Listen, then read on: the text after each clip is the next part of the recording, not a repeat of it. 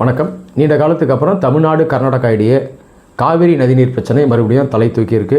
தமிழ்நாடு முதல்வர் விஜய் அவர்கள் கர்நாடகா விசிட் பண்ணுறதா இருந்தார். ஆனால் இப்போ அந்த பிளானை ஹோல்டில் வச்சுருக்காங்க.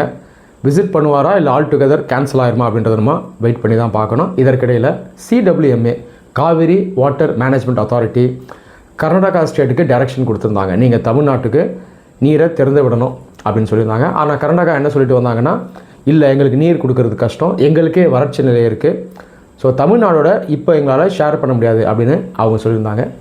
கர்நாடகா சிஎம் என்ன சொன்னார்னா, தமிழ்நாடு சிஎம் விஜய் எங்கள் ஸ்டேட்டை விசிட் பண்ணும்போது ஏரியல் விசிட் கொண்டு போவோம், அதாவது ஹெலிகாப்டரில் கூப்பிட்டு போய் இங்கே இருக்க வறட்சி நிலையை காட்டுவோம், தமிழ்நாடு சிஎம் அதை புரிஞ்சுப்பார் அப்படின்னு அவர் சொல்லியிருந்தார்.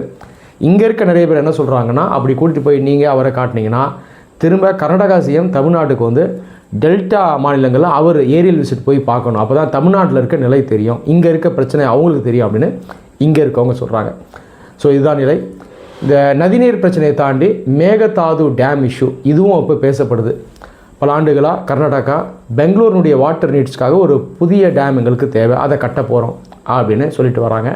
தமிழ்நாடு சைடில் நாம் என்ன சொல்கிறோன்னா, இல்லை தமிழ்நாட்டினுடைய ஒப்புதல் இல்லாமல் இதை கட்டக்கூடாது அப்படின்னு தமிழ்நாடு சைடில் நம்ம சொல்லிட்டு வரோம். ஸோ இதுதான் நிலை. இப்போது நிறைய ஸ்டூடெண்ட்ஸ் என்கிட்ட என்ன கேட்டிருந்தாங்கன்னா, இந்த காவிரி நதிநீர் பிரச்சனை பல ஆண்டுகளாக இருக்குது.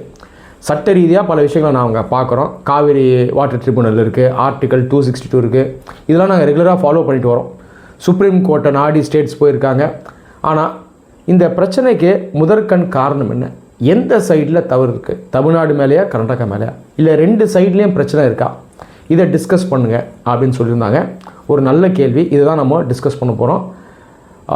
எமோஷன்ஸ் இல்லாமல், பேஷன்ஸ் இல்லாமல், அப்ஜெக்டிவாக நம்ம எந்த சைடில் மிஸ்டேக் இருக்குது அப்படின்றத பார்க்க போகிறோம். தயவுசெய்து வீடியோவை ஃபுல்லாக லிசன் பண்ணுங்கள்.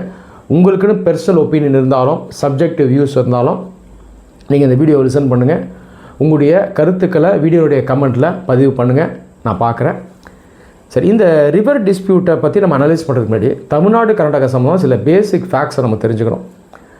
ஜியோகிராஃபிக்கல் ஏரியா, நிலப்பரப்பளவு, மக்கள் தொகை, பாப்புலேஷன், அப்புறம் நம்பர் ஆஃப் ரிவர்ஸ், எவ்வளோ நதிகள் ரெண்டு ஸ்டேட்ஸில் ஓடுது, ரெயின்ஃபால், மழைப்பொழிவு, இதை முதல்ல கம்பேர் பண்ண தான் நமக்கு ஒரு ஐடியா கிடைக்கும். ஏரியா வச்சு பார்க்கும்போது தமிழ்நாடை கம்பேர் பண்ணும்போது கர்நாடகா கிட்டத்தட்ட 1.5 மடங்கு சைஸில் பெரிய ஒரு மாநிலம். அதே நேரத்தில் பாப்புலேஷன், ஜனத்தொகையை வச்சு பார்த்திங்கன்னா தமிழ்நாடை விட கர்நாடகா பாப்புலேஷன் கம்மி. அப்போ பாப்புலேஷன் டென்சிட்டி அப்படின்னு வரும்போது தமிழ்நாட்டில் தான் பாப்புலேஷன் டென்சிட்டி அதிகம். அப்போ பார்த்திங்கன்னா ப்ரெஷரும் தமிழ்நாட்டுக்கு தான் அதிகம், பேர்டன் தமிழ்நாட்டுக்கு தான் அதிகம்.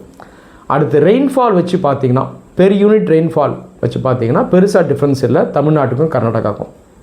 அரௌண்ட் ஒரு 100 சென்டிமீட்டர் டு 110 சென்டிமீட்டர் ரெயின்ஃபால் வரும்.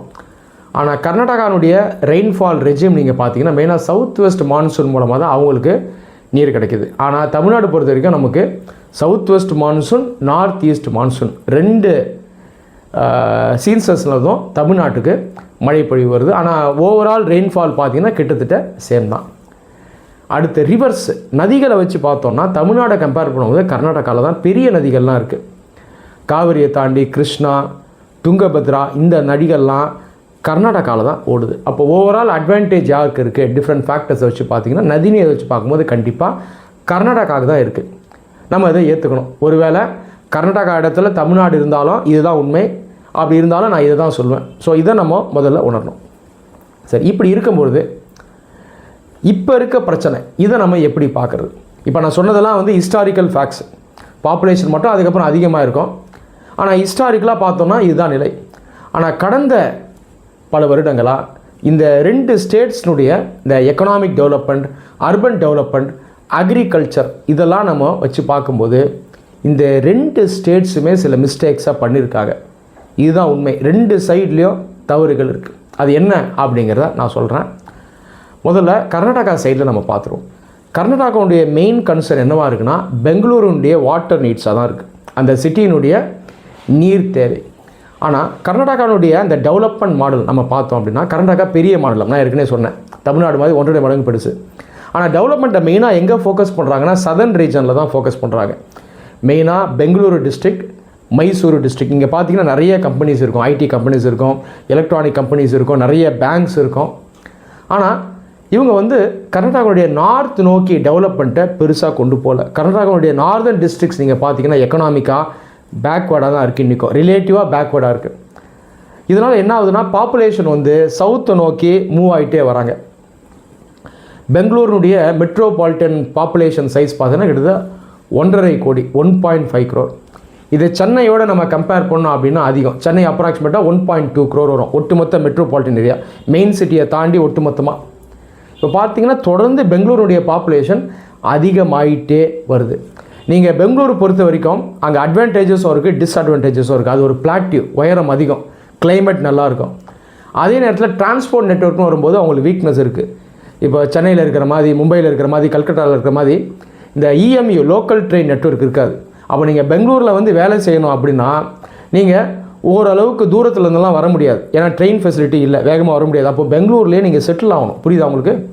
இப்போ சென்னையில் நீங்கள் வேலை செய்யணும்னா நீங்கள் டெய்லி செங்கல்பட்டுலேருந்து கூட வரலாம், ஏன் மதுராந்தகத்துலேருந்து, செங்கல்பட்டு, திண்டிவனத்துலேருந்து கூட வரலாம். ஆனால் பெங்களூரில் அப்படி கிடையாது, நீங்கள் அங்கேயே செட்டில் ஆகி தான் வேலை செய்யணும். அப்போது இந்த பாப்புலேஷன் இன்க்ரீஸ் ஆனதுக்கு இந்த ஃபேக்டர்ஸ்லாம் காரணம். இப்போ தொடர்ந்து அங்கே பாப்புலேஷன் இன்க்ரீஸ் ஆகிட்டே இருக்குது. இன்க்ரீஸ் ஆகிறதுனால அங்கே வாட்டர் நீட்ஸும் அதிகமாக இருக்குது. இப்போ மேகதாது டேமை கட்டுறோம் அப்படின்னு சொல்கிறதுக்கான முக்கிய காரணம் இந்த வாட்டர் நீட்ஸ் தான். இப்போ கர்நாடகா சைடில் அவங்க என்ன பண்ணணும்னா இந்த டெவலப்மெண்ட் மாடலை கண்டிப்பாக அவங்க மாற்றணும். அந்த டெவலப்மெண்ட் பார்த்திங்கன்னா ரொம்ப அன்சஸ்டைனபிளாக இருக்குது. இன்னொரு விஷயம் என்னென்னு பார்த்தோம்னா இந்த பெங்களூரு ரீஜனில் வந்து ஏற்கனவே நிறைய ஏரிகள்லாம் இருக்குது. ஆனால் அந்த ஏரிகள் கடந்த ஒரு 20-30 வருஷமாக பார்த்திங்கன்னா அந்த ஏரிகள்லாம் ஆக்கிரமிப்பு பண்ணப்பட்டிருக்கு.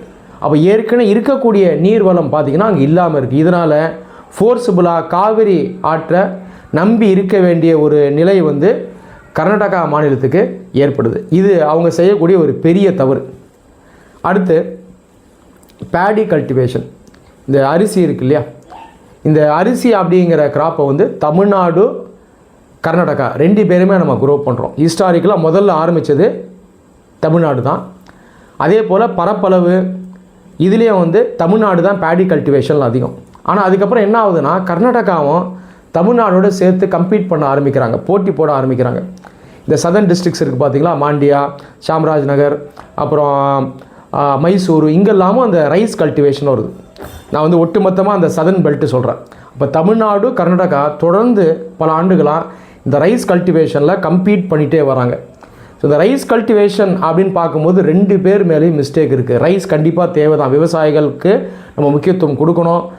தமிழ்நாட்டில் டெல்டா ரீஜன் இருக்குது, கர்நாடகாலையும் பார்த்திங்கன்னா ரைஸ் கல்டிவேஷன் தேவை தான், அங்கே இருக்க மக்களுக்கும் ஃபுட் நீட்ஸ் இருக்குது. ஆனால் இந்த காம்படிஷனால் என்ன ஆயிடுச்சுன்னா ரைஸ் கல்டிவேஷன் அன்சஸ்டைனபிளாக ஆயிடுச்சு.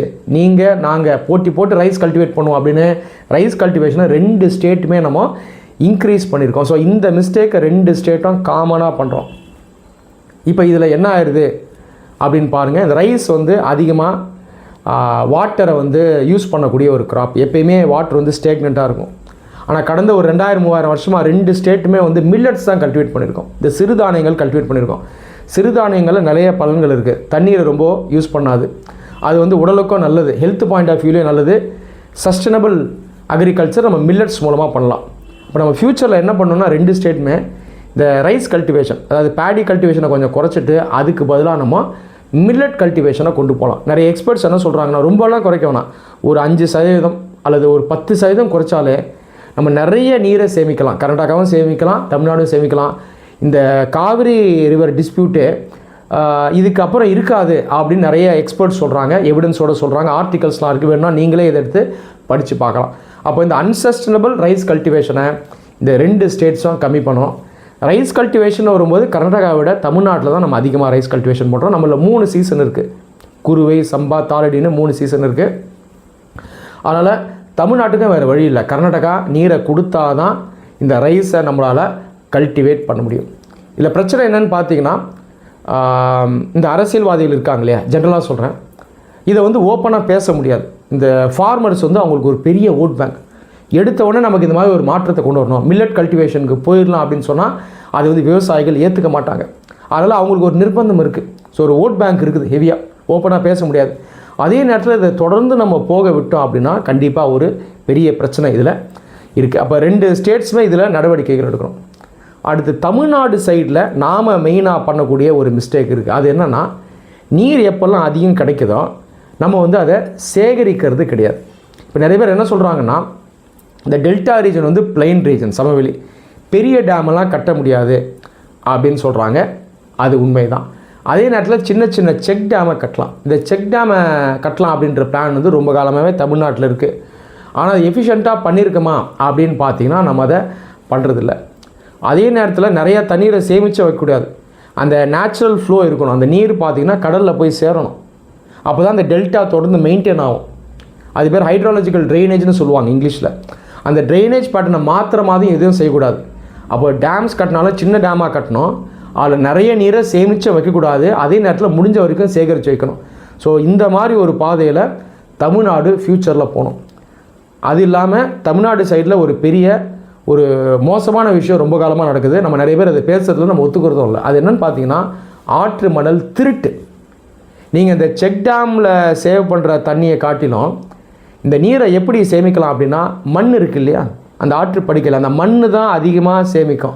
அந்த ஆற்று மேலே ஓடுற நீரை விட அந்த மண்ணுக்குள்ளே இருக்குது பாருங்கள், அண்டர் கிரவுண்ட் வாட்டர், அதுதான் ஆக்சுவலாக அதிகம் வேர்ல்டு வைட் நான் சொல்கிறேன். ஸோ ஜியாலஜிக்கலாக பார்த்தோன்னா அந்த மண் தான் அதிகமாக ட்ராப் பண்ணி வைக்கும். ஆனால் நம்ம என்ன பண்ணிடுறோன்னா, அந்த மணலை எடுத்து யூஸ் பண்ணிடுறோம். நிறைய பேர் இல்லீகலாக மணல் எடுக்கிறாங்க. இதை பற்றி நிறைய பேர் பேசுகிறதே கிடையாது. அப்போ அந்த இல்லீகலாக மணல் எடுக்கிறது, ஃபார் தட் மேட்டர் லீகலாகவே மணலை அளவுக்கு அதிகமாக எடுக்கிறது என்ன பண்ணிடுறோன்னா, அந்த நதி அந்த நீரை தேக்கி வைக்கக்கூடிய அந்த ஆற்றலை வந்து குறைச்சிரும். இந்த தப்பை நம்ம பண்ணுறோம், நம்ம அதை ஏற்றுக்கணும். அப்போ ரெண்டு சைட்லேயும் தவறுகள் இருக்குங்க. இதை எப்படி பேசணும் அப்படின்னா, நம்ம எப்பயாவது ஒரு முறை பேசணும். பிரச்சனையாக வரும்போது தான் பேசுகிறோம். ரெண்டு ஸ்டேட்டுக்கும் வந்து பற்றாக்குறை இருக்குது, வறட்சி வருது, அது ஒரு அரசியல் கிரைசிஸாக மாறுது அப்படின்னா தான் பேசுகிறோம். இப்படி இருக்கக்கூடாது.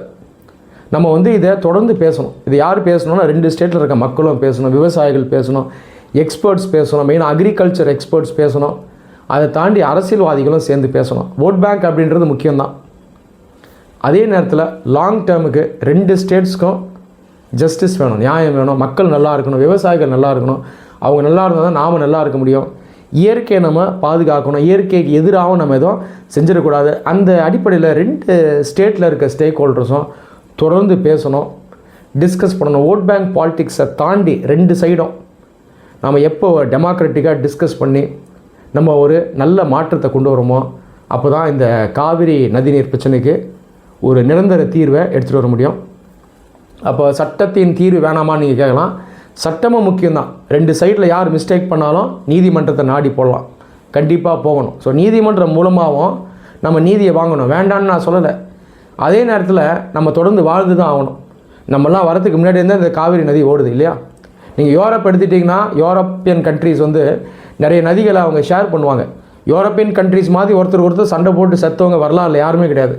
ஆனால் இன்றைக்கி அந்த ரிவர்ஸ் எல்லாம் பீஸ்ஃபுல்லாக ஷேர் பண்ணுறாங்க. அதுக்கு காரணம் என்னென்னா, அந்த மெச்சூர்டு பாலிட்டிக்ஸ் தான். அந்த மாதிரி மெச்சூர்டு பாலிட்டிக்ஸை நோக்கி நம்மளும் போகணும். ஸோ அந்த ஒரு பாதையை நம்ம நோக்கி போகிறது தான் கரெக்டாக இருக்கும். ஸோ அந்த மல்டி ஸ்டேக் ஹோல்டர் அப்ரோச் மூலமாகவும், இந்த ப்ராக்டிக்கல் அண்டர்ஸ்டாண்டிங் மூலமாகவும், இந்த டெமோக்ராட்டிக் அப்ரோச் மூலமாகவும் நம்ம எப்போ செயல்பட ஆரம்பிக்கிறோமோ அப்போ தான் நமக்கு ஒரு நிரந்தர தீர்வு வரணும். இந்த காவிரி நதிநீர் பிரச்சனையை வாக்கு வங்கிக்காக ஷார்ட் டேர்மில் யாரும் யூஸ் பண்ணுறது நியாயமாக இருக்காது. அதை யாரும் செய்யக்கூடாது. நன்றி.